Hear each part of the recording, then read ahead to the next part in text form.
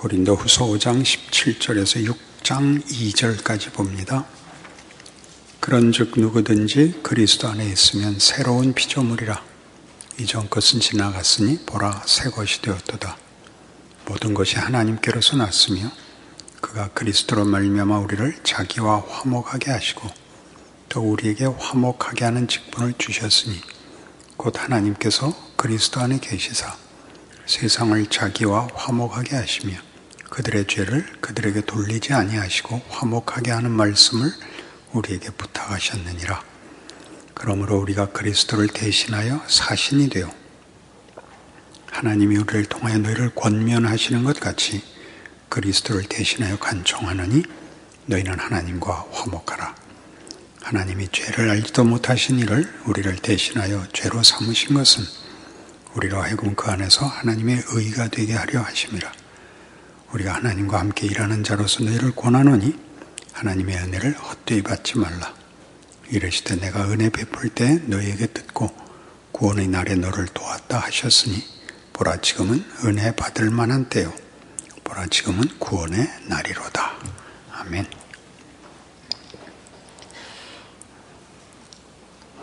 사도 바울은 자기가 세운 교회에 심각한 반대를 받고 인신 공격을 받는 중입니다. 자기를 변명하려고 이 편지를 쓰는 것이 아니라 기독교 신앙이라는 것이 어떻게 나타나고 결실되어야 하는가로 자신에 대한 공격을 변호합니다. 오늘 읽은 본문식으로 하자면 우리는 화목하는 자여야지 정죄하는 자여서는 안 된다. 그렇게 얘기할 수 있습니다. 그러나 우리에게는 이 화목해야 한다, 정죄하지 않는다 하는 것이 그 단어 자체로 가지는 의미로 이해되는 바람에 예수께서 우리를 위하여 죽으시고 부활하사 우리에게 새 생명을 주셨다는 사실이 가지는 역사적이고 하나님께서 친히 베푸신 구원의 깊이까지 못 들어가곤 합니다. 17절에 보았듯이 그런즉 누구든지 그리스도 안에 있으면 새로운 피조물이라. 이전 것은 지나갔으니 보라 새 것이 되었도다. 예수 전에는, 예수가 이 구원 문제를 우리에게 허락하기 전에는 우리는 죽을 운명에 있는, 죽을 운명이라는 것은 마침내 소멸된다는 뜻이 아니라 더 크게 모든 것의 가치를, 진리를 만들어낼 수 없는 자, 무엇을 하든지 결국은 헛되고 말고 실패하고 말 존재였던 데서부터 예수의 부활로 인하여 이제는 어떤 일이 있어도 영광과 승리가 운명지어진 새로운 존재가 되었다. 그런 뜻입니다. 그러니 너희는 미운 소리 할 필요 없다. 그거죠. 누구를 잡으러 다니지 마라. 너희가 가진 생명과 그 생명의 아름다움과 그 명예와 그 기쁨과 그 격려를 살아라. 그것이 여기서 화목을 명하는 근본적인 이유인 것입니다. 우리는 이 문제가 그렇게 생각같이 쉽지 않은 문제라는 걸 다 아실 것입니다. 예수를 믿으니까 용서해야 돼. 예수를 믿으니까 사랑해야 돼. 이렇게 하는 것은 그것을 담아내기 위한 근본적인 그릇, 근본적인 조건, 우리에게 일어난 일들을 다 이해하지 못한 채 다만 명분으로 확인하는 것입니다. 그러니 그저 의지의 문제고 그날 해야 되는 마땅한 일인데 할 수도 있고 못할 수도 있는 문제 정도지만 고린도 후서가 우리에게 요구하는 것은 너희는 종족이 달라졌다. 너희가 해야 되는 것은 명분이나 무슨 도덕성에 근거한 것이 아니라 너희가 말하자면 해고, 너희가 말하자면 비고, 너희가 말하자면 기쁨이고 너희가 말하자면 영광이다. 너희가 가지고 있고 너희가 나누어줘야 하는 것들이다. 그런 뜻입니다. 여러분은 십계명에 나타난 계명들 속에 부모를 공경하라, 살인하지 말라, 거짓말하지 말라 하는 그 요구들이 도덕적인 요구 이상의 것이라는 것을 아마 들은 적이 있을 것입니다. 도둑질은 나쁜 것, 살인은 나쁜 것이 아니라 더 크게 남을 죽여서 내 필요를 채울 필요가 없다 라고 제가 일찍이 설명드렸던 것 같습니다.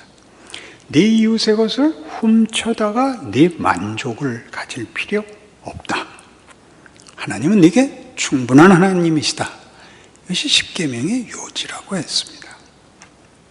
마찬가지로 화목은 예수 안에서 우리가 예수께서 주신 구원이 어떤 것인가를 이해하는 문제에서 너무나 중요하게 예수님의 생애에서 보여준 대로 무화과 나무에 열매를 얻으러 갔다가 열매가 없는 것을 보고 저주하신 장면에서 보듯이 무화과 나무가 무화과를 열어야 되듯이 우리 신자들은 신앙의 열매를 맺어야 됩니다. 그건 너무나 지극히 당연한 것입니다. 책임 이전의 문제인 것입니다.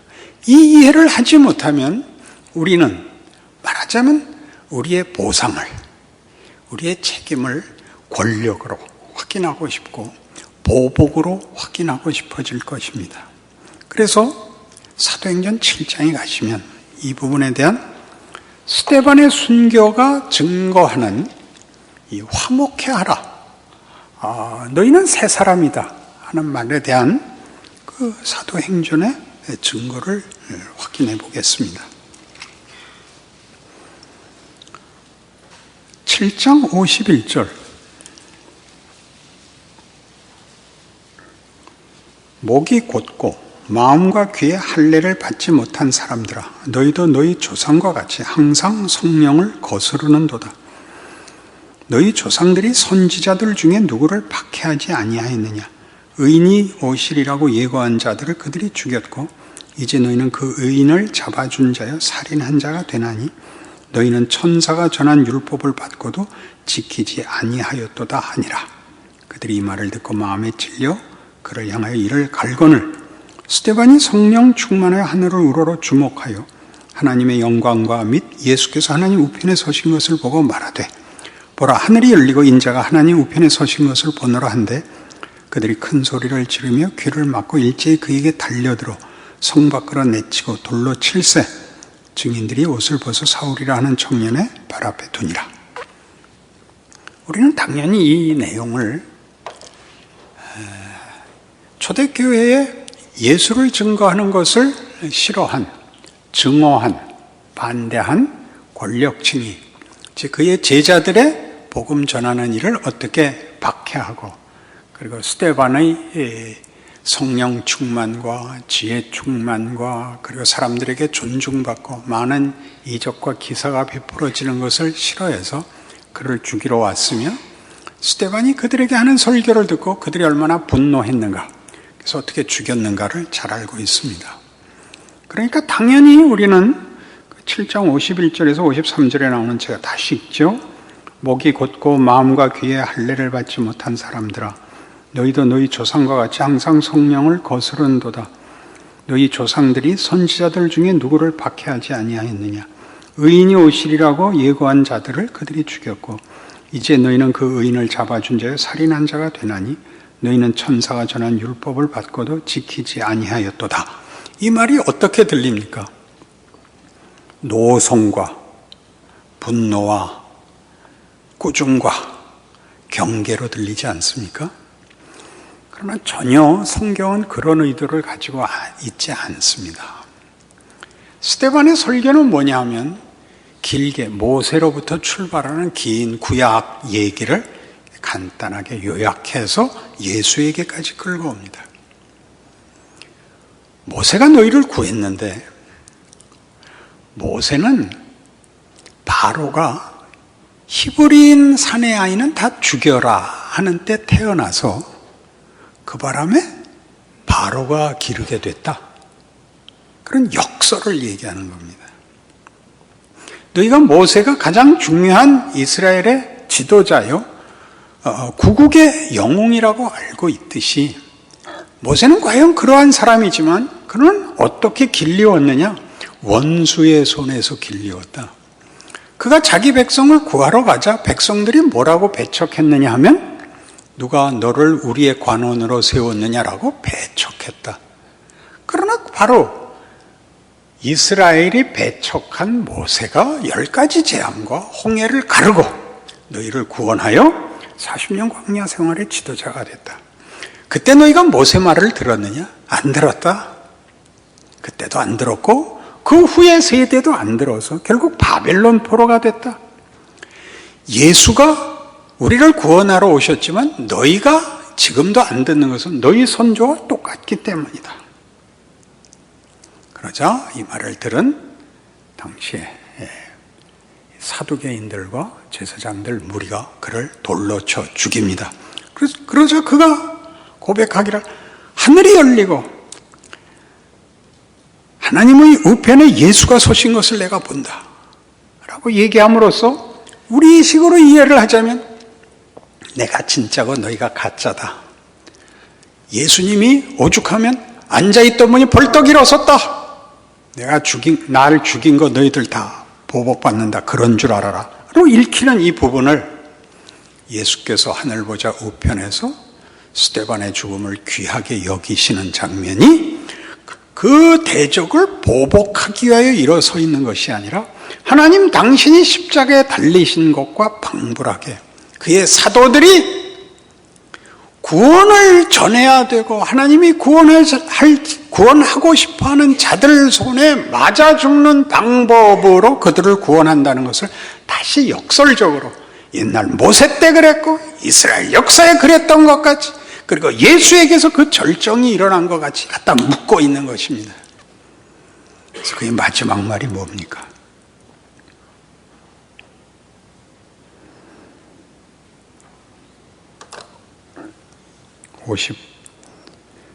59절 그들이 돌로 스데반을 치니 스데반이 부르짖어 이르되 주 예수여 내 영혼을 받으시옵소서 하고 무릎을 꿇고 크게 불러 이르되 주여 이 죄를 그들에게 돌리지 마옵소서 이 말을 하고 자니라.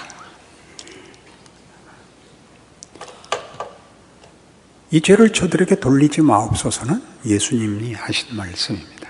그래서 스데반도 합니다. 우리를 받아들이지 않고 우리 편에 서지 않는 자들을 보복하여 복음이 증거되지 않고 우리를 쳐 죽인 자들에게 복음이 흘러간다는 것을 예수님도 스데반도 보입니다. 스데반의 죽음을 책임진 그를 죽인 일을 책임진 사울이 결국 바울이 됩니다. 여러분의 신자된 인생에서 여러분이 마주치는 위협과 절망이 예수님과 스데반의 죽음보다 더 크겠습니까? 우리가 저들에게 해를 끼쳤거나 못할 짓을 하지 않았으나 저들은 우리를 최대의 원수로 취급하고 우리에게 못할 짓을 합니다. 유대인 전통에는 예수님 오시기 전에 유대교 내에서도 많은 순교자들이 나옵니다. 왜냐하면 그들이 바벨론에도 끌려갔었고 시리아의 통치 아래에 있을 때 안티오코스 에피파네스 아래에서는 성전에 돼지피를 뿌리는 그리고 유대인들을 잡아 배교시키려는 협박들이 있었고 그때 당연히 순교자들이 나옵니다. 우리는 다니엘서에서 다니엘과 세 친구가 신상에 절하지 않는 이유로 풀무불에 던져지는 것도 봅니다. 그러나 당시의 유대인들은 그들이 죽는 한이 있어도 나는 하나님 외에 다른 신에게 절할 수 없다라고 얘기할 때는 꼭 이 얘기를 했답니다. 하나님이 나는 구원하실 거고 너희는 지옥불에 던져질 것이다. 우리로서는 너무나 합당한 얘기 아닙니까? 우리는 구원받아서 하나님 우리가 부귀영화를 누려야 맞고 저 사람들은 그러면 안 됩니다. 우리의 이분법 아닙니까? 예수님이 그걸 바꿔버렸습니다.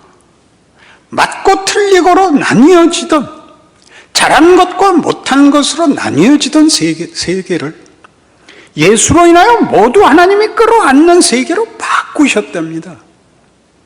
우리 믿는 자들은 그걸 아는 자들이라서, 그래서 가지게 된 용서, 화해, 좋은 말 하는 걸 할 수 있는 기회를 가진 것이고, 저들은 아직 안 믿어서 저들에게 그런 명예와 영광과 소망 없는 데서 아직도 못나게 구는 걸 사는 것으로 충분히 대조하여 자신의 영광과 명예를 알아야 되는데 우리는 보복하려고 듭니다. 그러니까 스데반이 한 이 마지막 말까지도 이것도 사실은 정죄입니다. 기왕 죽는 거 폼나게 죽은 게 되는 거죠. 저것들 하나님 꼭 보복해 주십시오. 그런 말도 안 했다. 잘난 데다 더 잘난 것으로 치부되고 있지, 이 사건이 우리의 현실에 아무런 효력이 없게 되어버렸단 말입니다. 우리는 사실 매일 순교를 만나죠. 우리가 맞고 제가 틀리는데 이렇게 되니까 왜 틀린 것들이 형통하고 맞는 내가 괄세를 받아야 되느냐, 내가 더 어려운 길을 걸어야 되느냐 분노하죠. 하나님께 할 수 없으니까 세상에다 대고, 그리고 교회 와도 모두에게 우린 넉넉할 수가 없습니다. 고함을 지르면 안 되는 대목입니다. 스데반이 평안하게 그렇게 얘기했을 겁니다. 아버지여, 저들의 죄를 사하여 주옵소서. 그것은 우리의 넉넉함입니다. 잘잘못, 보복, 원망, 절망과 전혀 다른 세상에 나간 우리만의 특권이죠. 저들은 못났다, 이렇게 그들을 비난해서 확인할 필요 없이 화목해하는 말, 용서하는 말, 격려하는 말, 그리고 저들이 사용하는 폭력이, 왜곡이, 핍박이 우리에게 아무 문제가 되지 않는다는 그런 넉넉함이 예수님에게서 비로소 시작되는 것입니다. 그러니 우리는 용서가 심판보다 크다는 걸 알고 있어야 됩니다. 더 큰 권력입니다. 더 큰 권세입니다. 우린 보복할 필요가 없습니다. 자식을 보복하는 부모가 없는 것과 같습니다. 우리는 문제를 해결해야 되지 않습니다. 증거해야 됩니다. 모든 억울한 정황에서 우리만이 할 수 있는 걸 하십시오. 스데반같이. 저들은 죽이고 증오하고 내치고 그것밖에는 행사할 수 있는 선택권이 없고, 우리만이 뭘 할 수 있다고요? 우리는 죽음마저도 우리에게는 효력이 없다는 걸 아는 자에 예수를 믿는다는 말이 가지는 이 세상의 어떤 권력, 어떤 보상, 어떤 확인보다 큰 확인과 권세 속에 있다고, 그게 증언해야 되는 자리인 것입니다. 만만치 않습니다.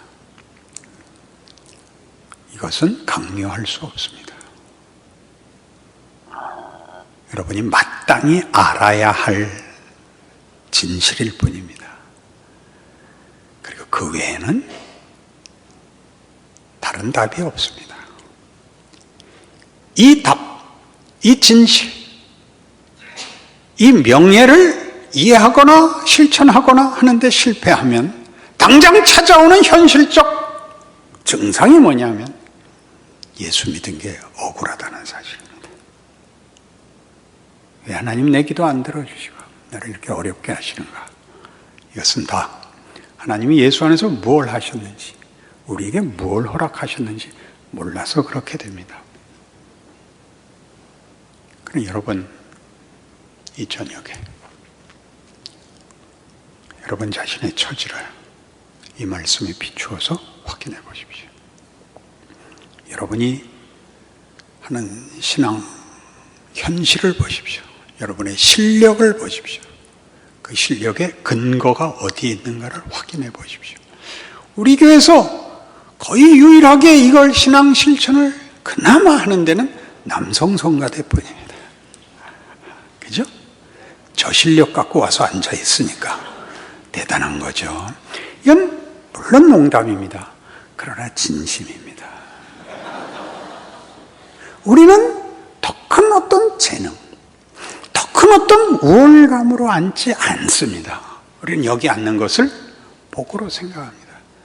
하나님이 우리의 부족한 것을 들어 쓰신다고 믿습니다. 이것이 위로가 되고 은혜가 된다는 걸 믿습니다. 내가 자격이 있고 실력이 있고 우월하기를 바라서 보상으로서 신앙이 작동하는 것이어서는 안 됩니다. 여러분들은 조건상 이미 충분한 것입니다. 여러분의 지금 현실은, 그 기가 막힌 현실은 아무것도 아닌 것입니다. 따지고 보면 힘은 들지만 여러분은 이 신앙 행위를, 신앙 이해를, 이 자랑과 영광을 누리실 수 있습니다. 증언하셔야 됩니다. 힘에 겪거든 우십시오.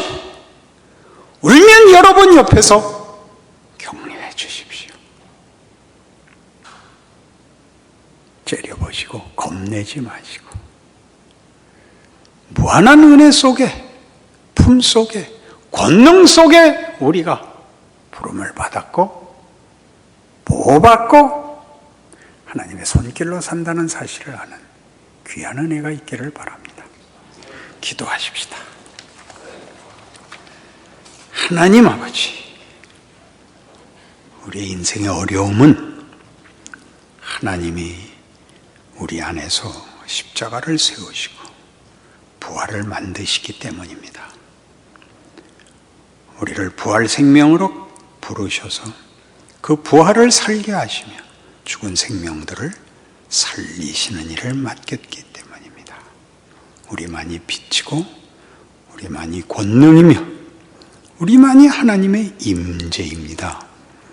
우리 자신의 영광이며 감사며 하나님의 자녀며 사랑을 받는다는 것을 누리는 특별한 존재입니다. 이 은혜를 놓치지 말게 하시고 우리 생애에 담아내어 감사와 기쁨이 있는 우리 남포교회 되게 하여 주옵소서. 예수님 이름으로 기도합니다. 아멘.